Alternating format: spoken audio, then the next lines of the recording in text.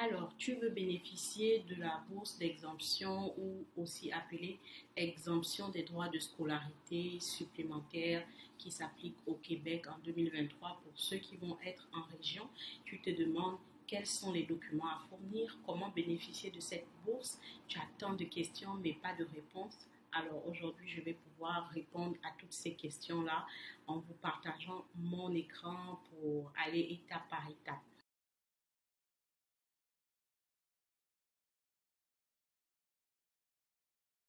Donc, sans plus tarder, je vais me présenter comme d'habitude. Bienvenue sur ma chaîne Ma Découverte. Moi, c'est Abigail Madungu. Je suis d'origine gabonaise et résidente permanente du Canada.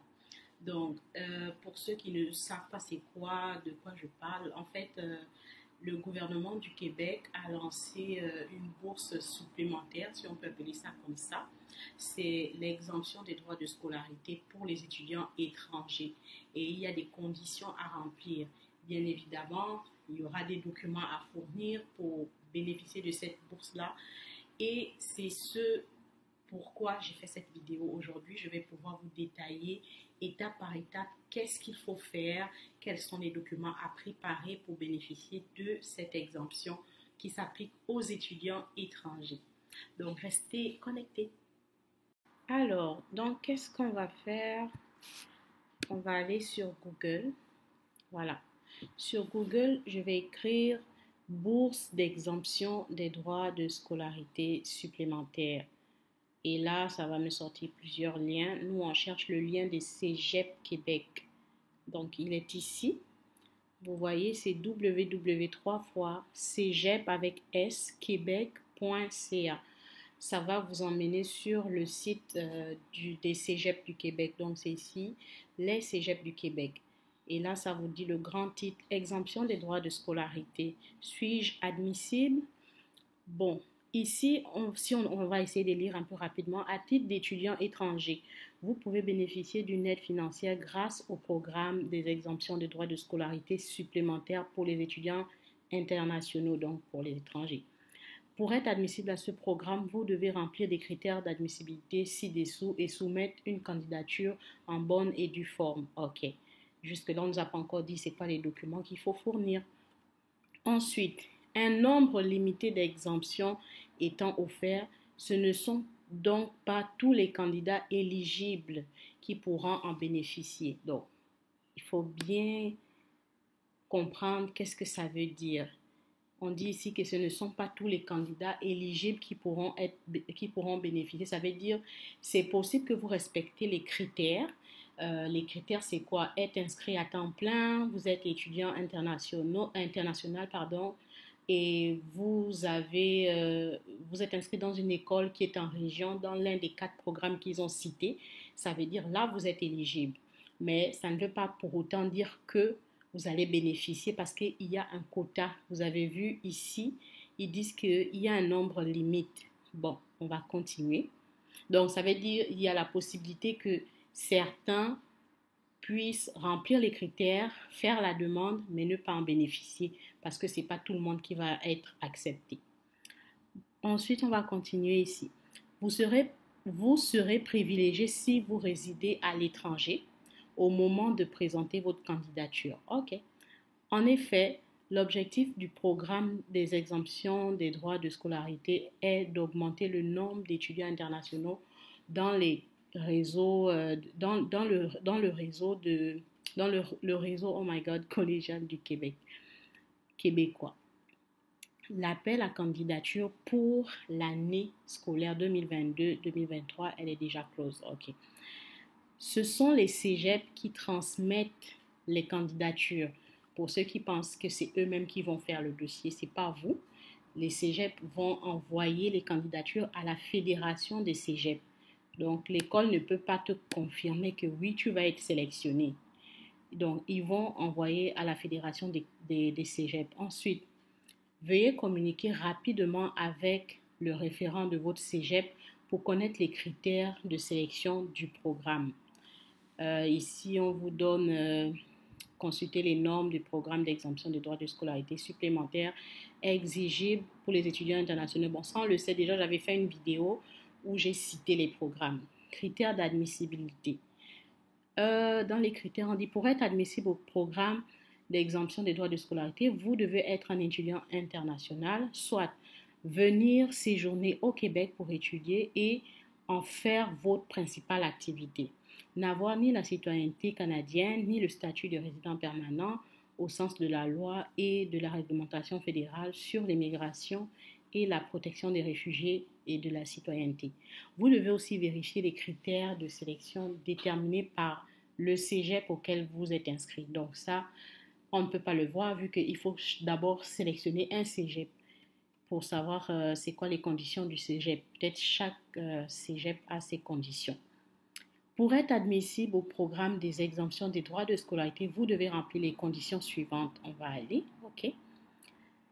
Le type de formation, pour le type de formation, vous devez être être admis ou inscrit à temps plein dans une formation technique en vue d'obtenir un diplôme d'études collégiales.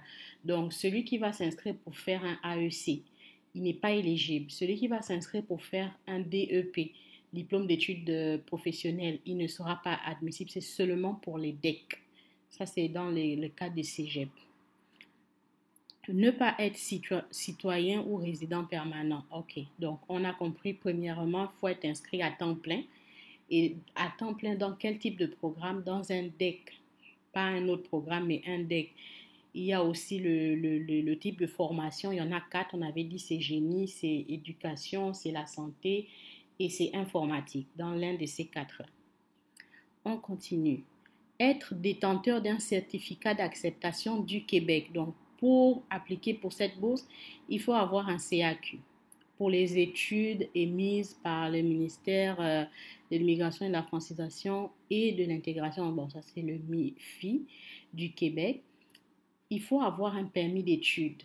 Donc, pour appliquer, pour que le cégep puisse envoyer votre dossier à la Fédération des cégeps, il faudrait que vous soyez inscrit à temps plein dans un programme technique qui mène à un DEC, dans l'une des formations, les 4 formations que j'avais déjà citées. Il faudrait que vous ayez déjà obtenu votre CAQ. Il faudrait que vous ayez votre permis d'études. Et selon votre programme d'études, un permis de travail pour le stage. Voilà. Donc, pour avoir le permis de travail pour le stage, ça voudrait dire que vous êtes déjà au Canada parce qu'on ne peut pas vous donner le permis d'études ni le permis de travail pendant que vous êtes en Afrique. Ça se donne à l'aéroport. Donc, le dossier, il est constitué quand la personne est déjà au Canada et pas avant. Vous devez maintenir ces documents valides et conformes pour toute la période d'études visée par l'exemption des droits de scolarité. Être en mesure de satisfaire aux exigences des capacités financières minimales requises. Ici, on parle de 14 000. Ça, c'est en fait le montant que la personne doit pouvoir avoir pour prendre soin de lui, pour payer son loyer, payer son transport, payer la nourriture et autres. Donc, s'il faut récapituler tout ça, ce n'est pas l'étudiant qui fait le dossier. L'étudiant, il applique dans un cégep en région. Le cégep en région va lui confirmer que oui, eux, ils vont bénéficier de l'exemption. Mais pour ça, il faudrait qu'on monte un dossier. Et le dossier qui va le monter, c'est le cégep. Quand est-ce que le cégep va monter le dossier? Ce n'est que quand vous seriez sur place au Canada. Ça veut dire quand vous allez faire votre procédure de permis d'études, au niveau des preuves financières, au niveau du permis d'études ou des visas, on va vous demander les preuves financières. À ce moment-là, eux, ils ne vont pas tenir compte de l'exemption parce que vous n'auriez pas encore l'exemption. Vu que pour avoir l'exemption, on vous dit qu'il faut avoir le CAQ, il faut avoir le permis d'études, il faut être inscrit à temps plein. Or, vous ne pouvez pas avoir un permis d'études étant en Afrique, c'est impossible. Ce qu'on vous donne quand vous êtes en Afrique, c'est le visa qu'on met dans le passeport. Et quand vous arrivez à l'aéroport du Canada, on va vous demander votre CAQ, votre visa, on va regarder le passeport, on va regarder les données biométriques. Si tout est correct, on va demander la lettre de l'école. Si tout est correct, c'est à ce moment que l'agent vous donne le papier pour le permis de travail étudiant et le permis d'études. Et avec ça, vous allez pouvoir aller à votre cégep où vous êtes inscrit en région allez donner tous ces documents-là pour que l'école envoie le dossier. Donc, c'était tout ce que je voulais partager parce qu'il y a beaucoup qui ne savent pas que oui, vous pouvez aller vous inscrire en région en pensant que vous allez avoir les coûts réduits de scolarité, mais finalement, lorsqu'on va envoyer votre dossier, si vous avez la malchance que vous n'êtes pas retenu, mais vous allez devoir payer le plein prix comme un étudiant étranger. Si votre session, par exemple, la session, c'est, je prends un exemple, votre session, c'est 7 000 $, ben vous allez payer 7 000 $, vous n'allez pas payer comme un Québécois parce que pour payer comme un Québécois, il faudrait que vous soyez accepté en fait. Que quand votre cégep va envoyer le dossier à la Confédération des cégeps, il faudrait que vous soyez approuvé. Si vous n'êtes pas approuvé, dommage pour vous. Et c'est quand même, c'est quand même un peu bizarre parce que c'est pas tout le monde qui va être accepté, vu qu'ils ont précisé plus haut qu'il y a un nombre limite. Il y a un nombre, donc ils ont un quota. Mais on ne sait pas le quota, c'est quoi le nombre? Est-ce que c'est 10 000 étudiants? Est-ce que c'est 20 000? On ne sait pas. Est-ce qu'ils vont se baser sur ceux qui auront les meilleures notes? Sûrement, on ne sait pas. On va aller voir questions-réponses. Réponse à vos questions, pardon. Qui finance le programme? Ça ne nous intéresse pas trop. Suis-je admissible si je suis admis dans une formation pré-universitaire? Non, parce qu'on a bien précisé qu'il faut être inscrit à un DEC. Ce n'est pas le... Parce que c'est vrai qu'il y a deux DEC. Il y a le DEC technique et il y a le DEC pré-universitaire. Le DEC pré-universitaire, lui, il dure 2 ans. Or, le DEC technique, c'est 3 ans. Donc, si vous faites un DEC pré-universitaire de 2 ans, vous n'allez pas bénéficier des droits de scolarité réduits. On a fini avec ça. Suis-je admissible si je suis admis dans une formation menant à une attestation d'études collégiales, c'est ce qu'on appelle un AEC? C'est non. Je n'ai pas besoin de lire tout parce qu'on a dit qu'il faut avoir un DEC. Ensuite, ici on demande est-ce que la personne va être admise si elle est inscrite à un DEP. C'est non. Puis-je soumettre ma candidature directement à la Confédération des cégeps? Non. Ce sont les cégeps qui transmettent les candidatures des étudiants au programme des exemptions des droits de scolarité. Donc, ce n'est pas vous, c'est le cégep où vous êtes inscrit qui va monter le dossier et le transmettre pour vous et ensuite vous donner la réponse si vous avez été accepté ou non. Si vous n'êtes pas accepté, malheureusement, vous allez payer le plein prix. Si vous êtes accepté, vous allez avoir le prix comme un Québécois. Y a-t-il des frais pour soumettre ma candidature à ce programme? Non, il n'y a pas de frais. Je n'ai pas besoin de lire tout. Vous-même, vous allez lire en fait. Ensuite, des pays sont-ils ciblés prioritaires pour ce programme? Le premier quota d'exemption est accordé aux candidats en provenance de tous les pays du monde admis à un programme d'études techniques. Bon. Et le deuxième quota alors, il est accordé à des étudiantes et étudiants internationaux en provenance des pays membres de plein droit de l'Organisation internationale de la francophonie ou de l'Algérie, admis à un programme d'études techniques dans l'un des cégeps situés hors de la communauté métropolitaine de Montréal. Voici la liste des pays. Bon, c'est long, hein? En tout cas, il y a l'Albanie, l'Algérie, l'Andorre ou l'Andorre, je ne sais pas. Il y a beaucoup Bénin, Belgique, Gabon, Cameroun, Congo, Côte d'Ivoire, Djibouti. Bon, bref, vous avez la liste des pays ici. Donc, vous voyez qu'il y a des quotas qu'ils vont respecter, mais on n'a pas les nombres exacts. Certains domaines d'études sont-ils ciblés ou obligatoires? Oui. Non.